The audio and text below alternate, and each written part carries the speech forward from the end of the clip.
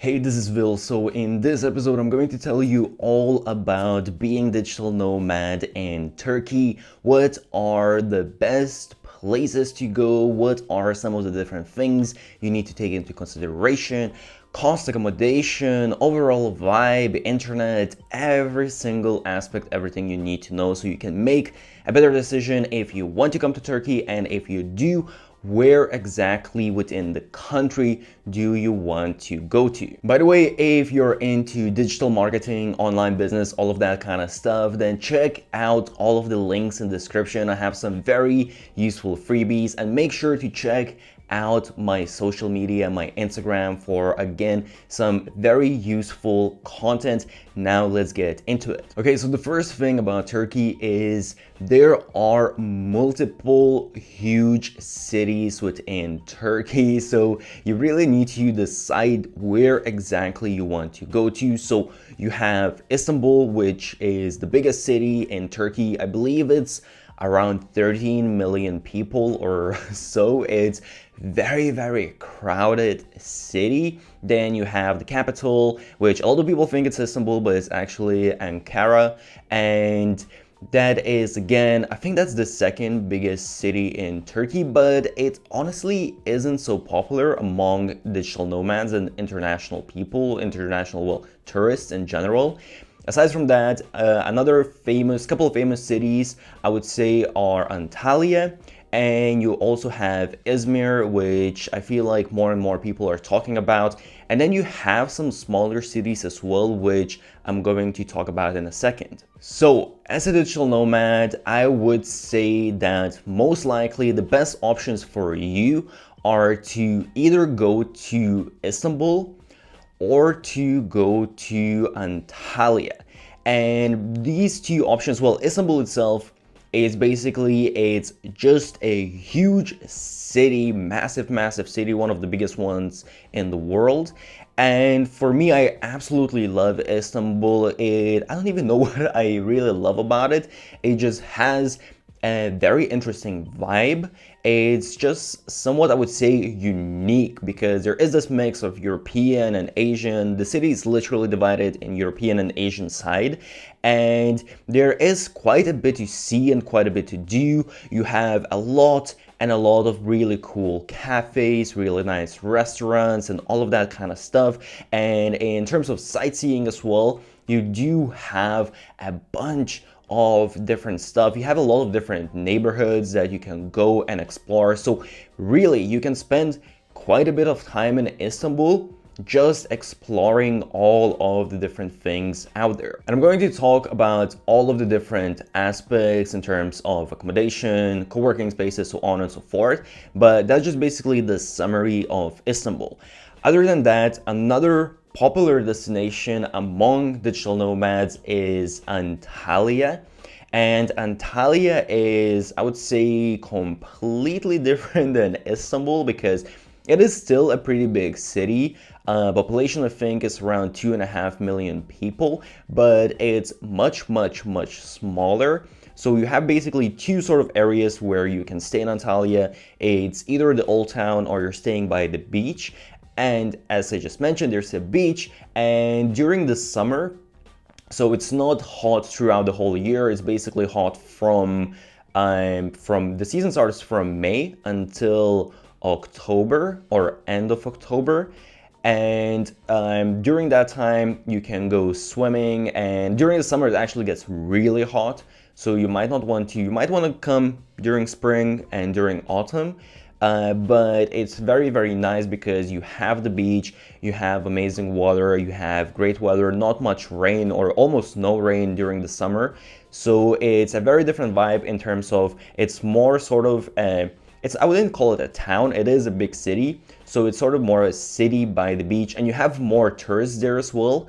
Especially in the old town, you have a lot of tourists, and I would say it's not, depending which area again you're at, it's not maybe as crowded as Istanbul, though the touristy areas are definitely very crowded, but you do have nice little old towns, so there is a little bit of sort of sightseeing to do. You do have quite a few different cafes as well, and especially I would say you have some nice cafes and restaurants by the beach, so it could be nice to just go there and work from one of these places. But you definitely, I would say, you do not have as many different options as you do in Istanbul. So these are sort of the two main cities that I would say usually digital nomads look into when coming to Turkey.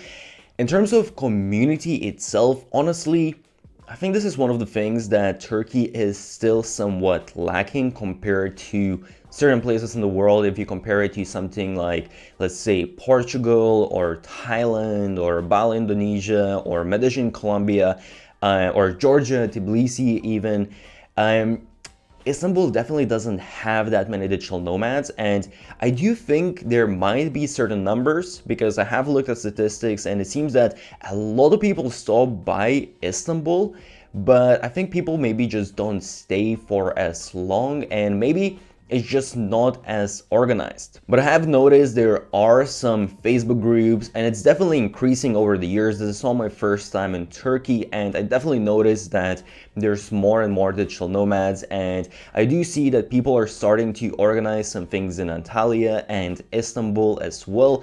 And in Istanbul you do have some co-working spaces where you can maybe find like-minded people. But aside from just these two cities, as I mentioned, Turkey is a very big place and there are quite a few different things that you can do in different places that you can go to.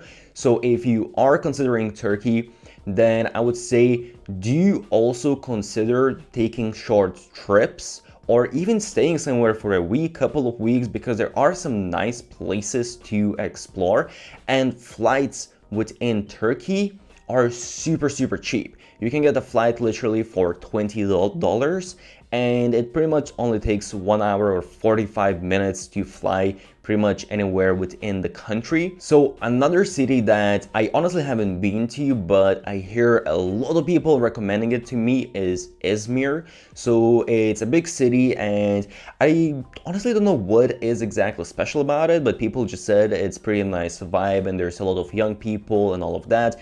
And another place that I absolutely loved was Kaş. So that's a little town down in the south from Antalya. So you can actually take a bus or take a taxi. Well, a taxi might be a little bit expensive to go because it's around 4 hours from Antalya. So I don't think that many tourists or that many people actually are willing to take that trip, but I think it's absolutely worth it. And there is an airport, I think, that's a little bit closer, maybe 2 hours away or something like that. But it's basically this just really nice little town. Kind of reminds me of Greece, you know, those towns by the beach in Greece that are sort of just mountainous and you have absolutely amazing water. The architecture there is just, the whole overall vibe there is just absolutely amazing. I literally went there for 3 days and ended up staying there 3 weeks because there's a lot of these Airbnbs, because as I said, it's a little bit mountainous. So I had some amazing Airbnbs where I just have this incredible view of the whole town and amazing water, and you have these amazing sunsets, and you just, if you have a balcony, which I did, you just sit out there in the balcony, do some work and just see the sunset the sun going down. It's absolutely amazing. It is a super small town, so honestly you can pretty much see everything in one day, and you can take a boat tour that is a very nice boat tour, so I definitely suggest to do that. Aside from that, you also have Cappadocia or Cappadocia. I'm not sure if people pronounce it differently, but that's a place that you've probably seen on Instagram pictures with all of these hot air balloons and these amazing rocks. One thing to take into consideration is that it does get very cold, so you probably want to go there during summer unless you bring proper winter clothes, because even during the autumn it gets freezing. But so in general, these are sort of the couple of places that I recommend aside from Istanbul and Antalya. So honestly, it really depends what exactly is your vibe, what exactly you're looking for, but it depends whether you want to do a little bit more exploring and move around more often, or if you just want to sit down somewhere and get some work done. But in general, I would say if you're going to Antalya, honestly, there you can the sightseeing and maybe, let's say, the nice sort of cafe neighborhood scene, it's not that big. So honestly, you can pretty much do whatever you want in a couple of days. It is kind of nice if you just want to, again, chill by the beach. They have a pretty nice beach. It is rocks though, it's not nice sand beach. But I would say that it's more sort of if you want to go, relax, get some work done, and have a beach nearby. And communication from within Antalya is very, very quick. So it's very simple to get from point A to point B just by getting a quick Uber. Istanbul is a huge city. Again, so much to explore, so much to see. You can definitely spend a little bit more time there, but it can be a little bit exhausting as well because it is insanely crowded. And I definitely suggest to take some trips, go to Cappadocia, whatever, however you pronounce it, see that place for a couple of days, and then go to Kash, see that place as well. And aside from that, I would say, obviously there's a lot more different beach towns and different cities that you can explore, but I would say that that's if you have really a lot more additional time and you don't mind moving around. But other than that, these are my recommendations. All right, so now let's take aspect by aspect. So first of all, when we talk about Turkey, I already sort of mentioned the community aspect. So the second one is accommodation. So honestly, accommodation in Turkey, I would say, is the most expensive aspect in terms of living compared to everything else. And it's just, I'm not even saying that you can get something cheap and affordable. You definitely can, but I'm talking about price and quality ratio. So if I look at getting a very new, modern looking apartment, or even an old apartment, but that is renovated and just has very nice interior design, it becomes quite pricey in Turkey, I would say, compared, let's say if I compare it to maybe Southeast Asia, or even, as I just mentioned, Tbilisi, Georgia, it's definitely much cheaper. Istanbul is going to be a little bit more expensive, and Antalya is definitely a bit cheaper.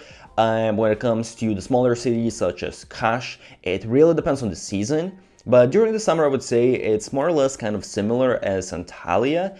And if you're coming a little bit off season, then you can get really, really good deals there. In general, you can find an apartment, let's say one bedroom apartment, for $400 or $500 per month. However, as I said, it's not going to be the prettiest apartment.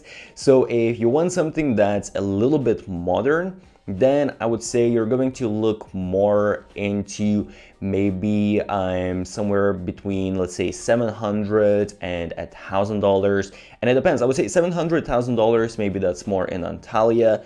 If you're in Istanbul, depends on the neighborhood as well. Istanbul differs quite a bit.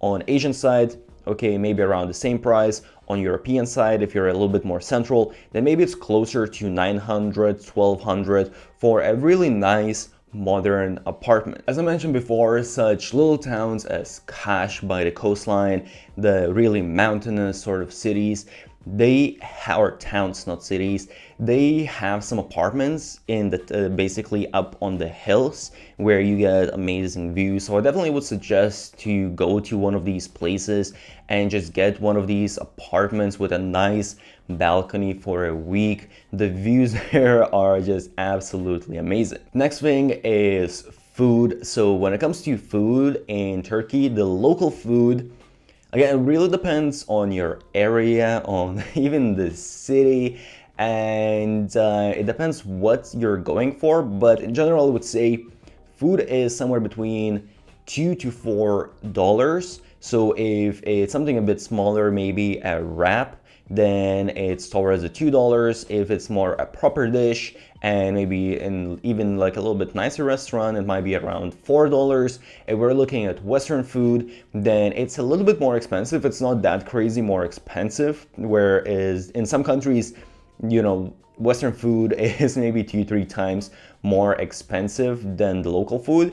In Turkey, I would say a dish would probably be around $7-8 for pretty nice Western food and sort of, I would say, the mid-level nice modern restaurant. And in terms of options, you do have, I would say, quite a few options. So in terms of Turkish food, you do have your quick wraps that I think everyone knows them from Turkey. That's, I think, what Turkey is famous for.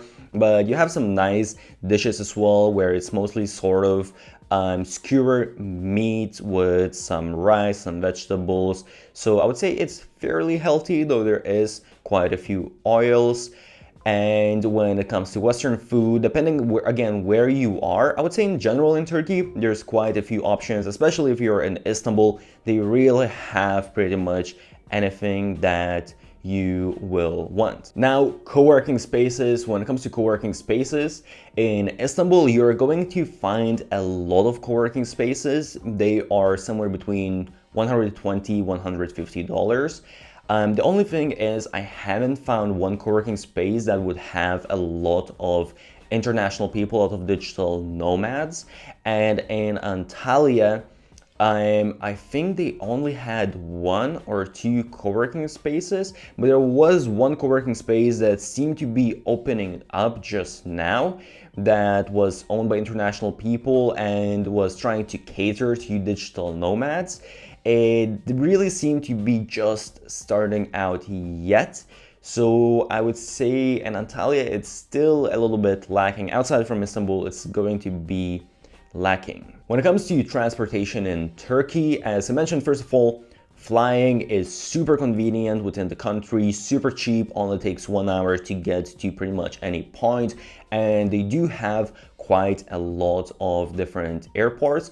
Other than that, the public transportation in Turkey, I would say, is actually pretty good. You have, in Istanbul, you have metro, you have trams, you have buses. Elsewhere, mostly you have buses, but the bus system, I would say, is pretty good. In Antalya, transportation system is pretty good, the buses, all of that, and it's easy to use, and it's very, very cheap as well. Usually, again, depends on the city, but a ride is maybe between 50 to 70 cents. And if you want to take a taxi, it depends where you are. I think actually only in Istanbul they have Uber and their own version of Uber, but in Antalya actually they didn't have Uber.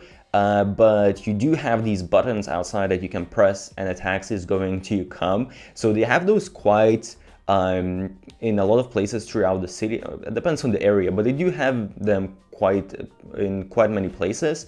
And taxis are very, very cheap. So maybe I would say, again, depends on the city and all of that, but in general, maybe a 20-minute ride is, or let's say 20-30 minute ride is going to be maybe $3 or $4, something like that. So it's definitely very, very affordable in Turkey. Next is entertainment and going out. So again, depends where exactly in Turkey you are. If you are in Antalya or one of these beach towns, then you do have a lot of water stuff and it's very cheap. A boat tour in Kaş, that was the whole day boat tour.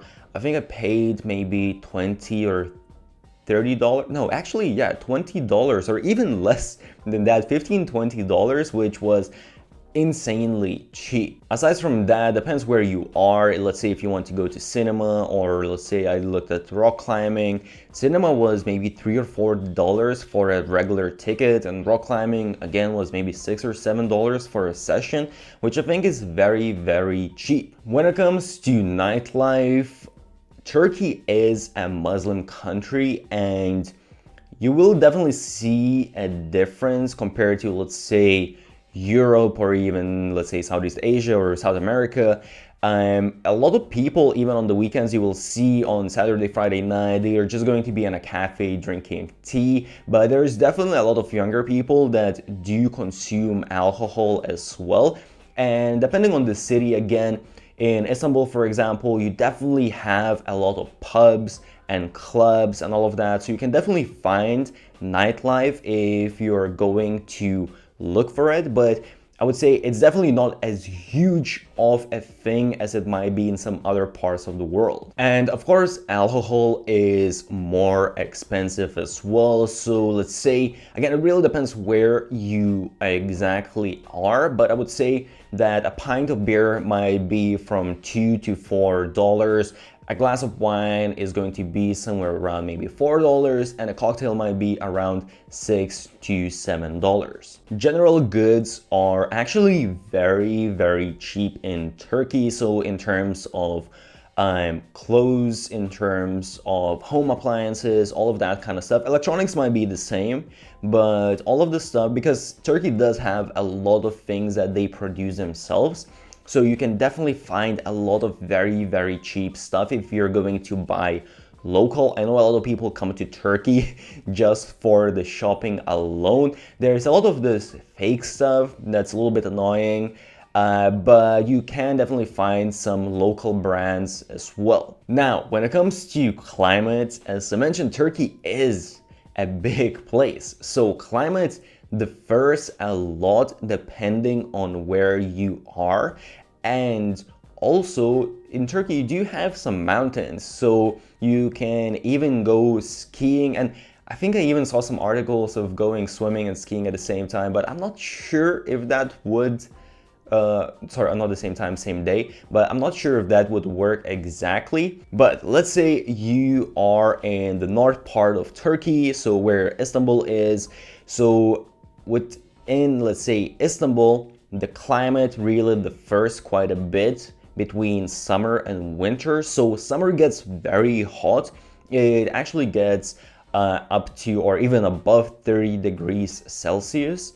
And winter gets, I would say, all the way down to 0. You might even get some snow, but I think it maximum snows maybe a couple days a year. It doesn't really snow that much, but there is quite a bit of a difference. So if you're planning to come to Istanbul, I definitely suggest you come during either spring or autumn. Those are the best seasons. Actually, the winter isn't that bad. It's one of the probably warmest places in Europe to be during the winter, but the spring and autumn are definitely the nicest seasons, and summer might be a little bit hot in a big city. When it comes to Antalya, Antalya is, and well, all of basically the south of Turkey. So Kaş is pretty much the same weather as well. It's a lot warmer there. So there, even during winter, the temperature, I believe, is the lowest it gets is around maybe 10 degrees, 15 degrees Celsius. And usually I think in December and January, it's around between 15-20 degrees on average. So it's really, okay, 20 is maybe a little bit high, maybe around 15 degrees Celsius. And again, I would say that for Antalya, probably the nicest time to come is, again, spring or autumn. So really, I would say sort of from May is probably the best time. May, and I would say September and October. October is like the end of the season, but these are the nice, this has like the nice warm weather, not too hot, and it's not crazy tourist or anything like that. So those are my favorite times to be in Antalya and Kaş. Now, when it comes to internet in Turkey, internet I would say is not too bad. So you can find some places that have fiber internet and have speeds of up to 100 megabytes. In general, most of the Airbnbs that I stayed, they had speeds of around 40 megabytes. And when you go to different cafes, that's sort of the case as well, around maybe I would say 20 to 40 megabytes. Mobile data is pretty good as well. It's around 40 megabytes and it's pretty cheap, or actually very cheap. You pay a little bit extra to get the SIM card first time, but after that, I believe it's around $6 or $7 for 10 gigabytes. When it comes to safety, from at least my experience, from what I have heard, it seems that Turkey is a pretty safe place for digital nomads, for foreigners. It might be a slightly different experience if you are a solo female traveler, solo female digital nomad. I'm not 100% sure, to be honest, because I do see on the streets a lot of times when I walk around, it's predominantly men out there in bigger groups. You don't see women as much.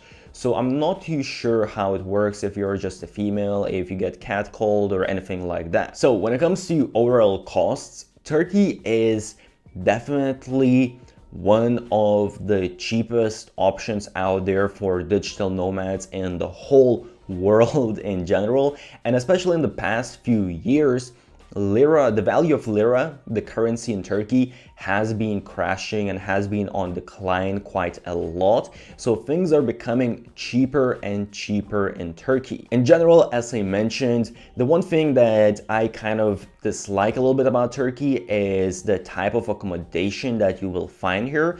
But if you really don't mind that, if you don't need the perfect new, brand new looking apartment or the really cozy, cool bohemian vibes, then you can find accommodation for, as I said, as cheap as $400 or $500, and you could live for $1,000 pretty comfortably in Turkey. I'm eating out and all of that, because all of the other aspects are actually very, very cheap. Obviously, if you will want a little bit nicer accommodation, then it's definitely going to increase quite a bit. As I mentioned before, the accommodation that I'm staying at, I'm in Istanbul right now recording this, and I could be renting out a pretty nice villa in Bali for what I'm paying here for a couple bedroom apartment, which is very nice apartment, amazing area and all of that, but still it is quite a bit in comparison to everything else. When it comes to visas, it depends which country obviously you're coming from, but in general, most people get 90 days or get 30 days, and they can do a couple of visa runs to extend that. If you do want to extend it for a longer time, it's actually really, really simple. You can get a residence permit that basically allows you to stay in Turkey for 1 year, and then after that, I think you can keep on extending it if you want. You can do all of this yourself, but you can also, there are some agents that can help you out. You might need to pay maybe $300-400 depending on your country, your age, and all of those kind of things. You do get some insurance as well that comes with that, by the way. So it's definitely a very easy way, and one of probably the easiest options if you want to stay long term, if you want to stay in one place for 1 year. When it comes to English, I would say it's not the best, but also not the worst. The older generation, I would say not that many people are going to speak English. If you're in Antalya, if you're more in touristy areas, then you will find more people that speak English. But in general, I would say it is a little bit difficult. It depends what you compare it to. Maybe a little bit better than Southeast Asia, but not that much per se. If you compare it to maybe Europe, I would say it's less than that. I was in Tbilisi, Georgia before this, and there they actually spoke really good English, I think, the local people.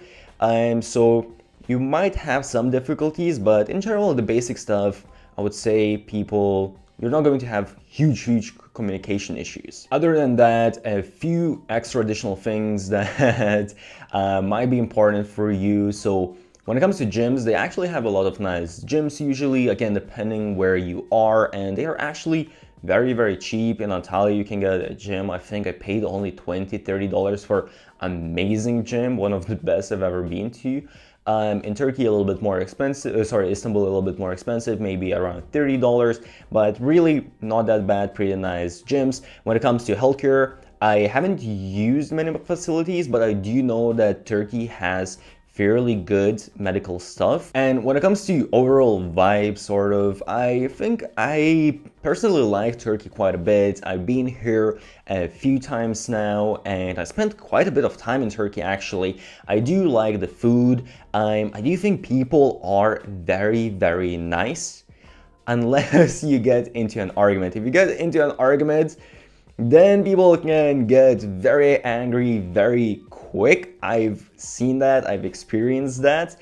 But in general, other than that, people have actually been super nice, especially in the smaller towns that I've been to. Again, there are so many beautiful nature things, amazing weather and all of that. And when you consider the costs of everything and how much stuff you can find in terms of if you want some, let's say, Western food, whether it's from the supermarkets or from different restaurants, I would say it's definitely a very nice, very convenient option. So I hope this is going to give you a much better understanding about Turkey as a digital nomad. If you do have any questions, if you're listening to this as a podcast, take the title, put it on YouTube, find the video, and leave your questions in the comments. I'll try to answer as many as I can. In general, as I said, I do think if you haven't been to Turkey, do try it out. I think it's a very unique and interesting place, even if you're going to just come here for a little bit. Istanbul is an amazing city. Just come to the beach, enjoy the beach in Antalya and Kaş, and enjoy the food and all of that. Definitely for at least a little bit of time, I do recommend to come to Turkey. So as I said, if you are interested in digital marketing, online business, all of that kind of stuff, then I do have some very useful freebies. Make sure to check out all of the links in the description. Also check out some of my other content on this channel or some of the other countries that I have covered for digital nomads. If you find this useful, make sure to smash the thumbs up button, subscribe to the channel, put on those notifications. Stay awesome, and I'll see you soon.